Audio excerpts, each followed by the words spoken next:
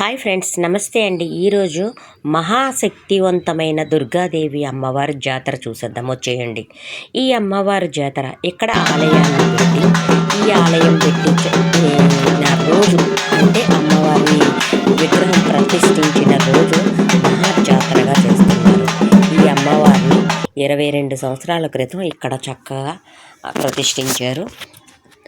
అది అక్కడ అంతేకాదండి, ఘట్టాలు పెట్టి సాయంత్రం అమ్మవారికి ఎంతో పవిత్రంగా పొద్దున్నుండి ఉపవాసాలుండి తలకు స్నానం చేసి ఎర్రని చీరలు కట్టుకుని ఆ ఆయిల్తో ఉండే మట్టి కుండల ఘట్టాలని చక్కగా మోసుకుని వెళ్తూ ఊరంతా తిప్పి మళ్ళీ తీసుకొస్తారు. మహత్తరమైన ఈ పండగని చూడడానికి చూసారండి. నేనైతే గర్భగుడిలోకి వెళ్ళి చక్కగా అమ్మవారికి పూజించి అవి నేను చూసిన అమ్మవారిని కూడా సాక్షాత్తు మీకు చూపించాలని చక్కగా అమ్మవారిని చూపిస్తున్నాను. అలా అమ్మవారి దివ్య మంగళ రూప దర్శనం నేను చేసుకున్నాను, నాతో పాటు మీకు కూడా. ఫ్రెండ్స్ చూసారా, దుర్గాదేవికి శారీ అండి ఇది. చక్కటి అన్ని రకాల శారీ కూడా అమ్మవారికి పెడుతున్నారు. అంతేకాదు అమ్మవారికి ఎవరో తీసుకొచ్చిన కొత్త రకం ఆభరణాలను కూడా చక్కగా అమరుస్తున్నారు. ఎంత బాగున్నారో చూసారా అమ్మవారు, ఎంత చక్కగా ఎంత ద్వీపమానంగా ఉన్నారో.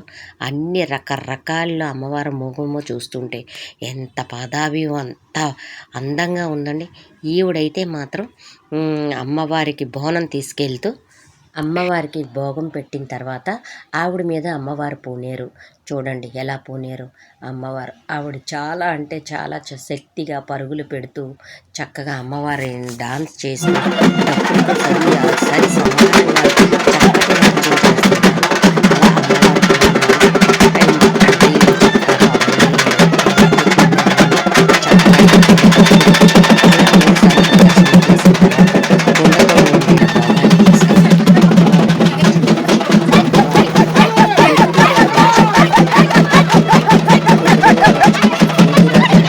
దగ్గర కూడా చక్కగా అలా భోగాన్ని సమర్పిస్తారు.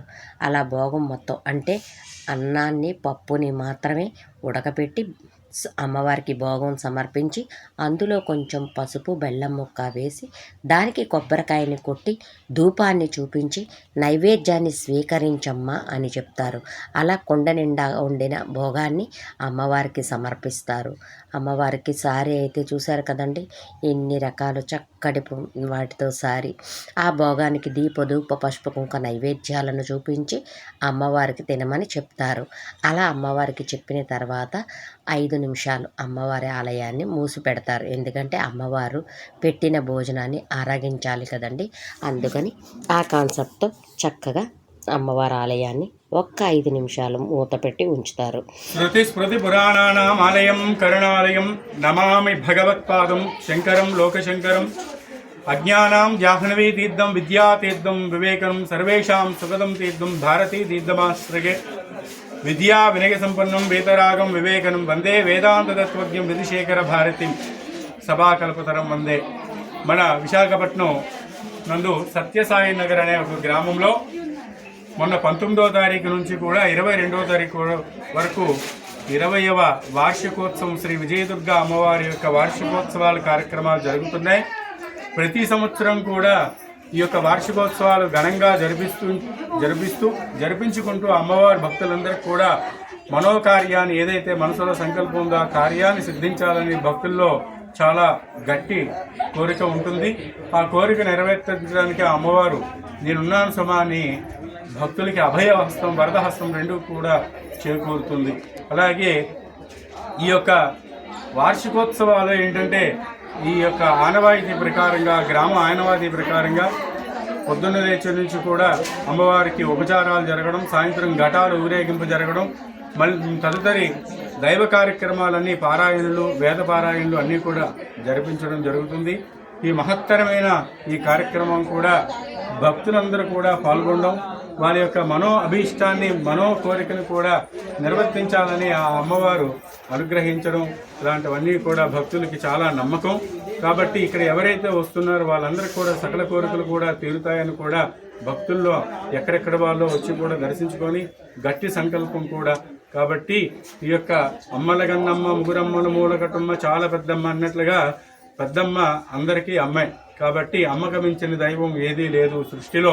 అలాంటి అమ్మను మనం నిత్యం ఎవరైతే కొలుచుకుంటారో, ఎవరైతే దర్శించుకుంటారో, నిత్యం అమ్మవారిని అనుగ్రహ సేవలో పాల్గొంటారో వాళ్ళకి అష్టైశ్వర్యాలు భోగభాగ్యములు కూడా కలుగుతాయని మా యొక్క మనోసంకల్పం, నారాయణ స్మరణ. అలాగే ఈరోజు మహత్తరమైన కార్యక్రమాన్ని బన్నికాన్ రాజుగారి యొక్క దంపతులు, ఈ యొక్క విజయదుర్గా దేవాలయ కమిటీ సభ్యులు, గ్రామ ప్రజలందరితో కూడా అన్యోన్యంగా ఆహ్లాదకరంగా రంగరంగ వైభవంగా అమ్మవారు చక్కగా జరిపించుకోవడం, పెద్ద వాళ్ళందరూ రావడం, అమ్మవారు ఎంతో సంతోషంగా ఈ సంవత్సరం ఘనంగా పండగ జరిగిందని గట్టిగా చెప్తున్నాం. ఎందుకంటే మేము చూస్తున్నాం కాబట్టి ఇలాంటి అమ్మవారు చాలా చోట్ల ఉన్నారు. ఎందుకు ఉన్నారంటే స్థల పురాణం, గ్రామ పురాణం, పట్టణ కొన్ని పురాణాలు బట్టి ఈ యొక్క గ్రామంలో ఈవిడ చాలా శక్తివంతమైన అమ్మవారు కాబట్టి భక్తుల మధ్యలో కోరికలన్నీ కూడా నెరవేరుతాయి కాబట్టి వారి యొక్క సంకల్పం. అమ్మవారి చరిత్ర చక్కగా మన పంతులు గారు ఎంత బాగా విశదీకరించారో చూసారా అండి. అంతేకాదండి, దుర్గామాతను ఆదిపరాశక్తిగా భావిస్తాం. దుష్ట శక్తుల నుండి రక్షణ కోసము, సౌభాగ్యం కోసం కూడా పూజిస్తాము. ఇలా ఎవరైతే చక్కగా ప్రతిరోజు దుర్గాదేవిని పూజిస్తారో చెడుపై నుండి మంచిని సాధించిన విజయాన్ని గుర్తుగా జరుపుకునే జాతరతో ముగుస్తుంది.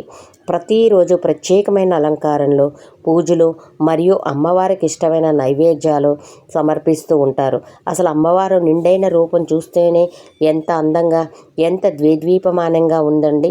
అంతేకాకుండా దుర్గాదేవిని పూజిస్తే 10 జన్మల పాపాలు తొలగిపోతాయంట. కోరిన కోరికలు వెంటనే నెరవేరుతాయంట. అలా భోగాలను కూడా సాయంత్రం మోసుకుంటూ నడుచుకుంటూ వెళ్తారు.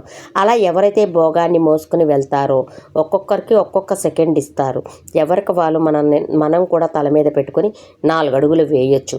అలా ఎవరైతే 4 అడుగులు వేస్తారో ఎన్నో జన్మల పాపాలు అన్నీ పోతాయంట. చూసారా అండి, ఇవి పొద్దున్నుండి ఈ భోగాలు వెలుగుతూనే ఉంటాయి. ఇక్కడ చక్కటి చిన్నటి విగ్రహం, ఈవిడ వారాహి అమ్మవారు. ఈ వారాహి అమ్మవారికి కూడా పూజించి చక్కగా ఆవిడ ప్రతిరూపమైన వారాహి అమ్మవారికి పూజించి చక్కగా అమ్మవారికి కూడా నైవేద్యం పెట్టి అమ్మవారిని కూడా ఆరాధించి నేను అమ్మవారికి ఏ విధంగా పూజ చేశానో అది కూడా మీకు చక్కగా చూపిస్తున్నాను ఫ్రెండ్స్. కొంచెం ఎందుకంటే ఎక్కువైంది కాబట్టి. ఇది అమ్మవారి గర్భగుడి అండి. గుడి గోపురం ఎంత అందంగా ఉందో చూడండి. లోపల ఉన్న అమ్మవారు ఉత్సవ విగ్రహం. ఇలా అమ్మవారు ఉత్సవ విగ్రహానికి కూడా చక్కగా పూజ చేస్తే ఇది చాలా శక్తివంతమైన అమ్మవారు ఆలయం అండి. చాలా బాగుంటుంది. అమ్మవారికి కోరుకున్న కోరికలు తీరుతాయంట. ప్రతి ఒక్కరూ కూడా చక్కగా కోరుకుంటున్నారు. ఈ ఘట్టాలు మోయడానికి వాళ్ళే కాదు, బయట వాళ్ళు కూడా రావచ్చు. ఒక్కొక్కరి దగ్గర నుండి ఒక్కొక్క ఘట్టాన్ని ఎత్తుకొని 4-5 అడుగులు వేస్తారు. అలా ఎవరైతే వేస్తారో వారి జన్మ ధన్యం అంట. సో ఫ్రెండ్స్, మీకు ఎప్పుడైనా వీలుండే అవకాశం ఉంటే చూడడానికి ట్రై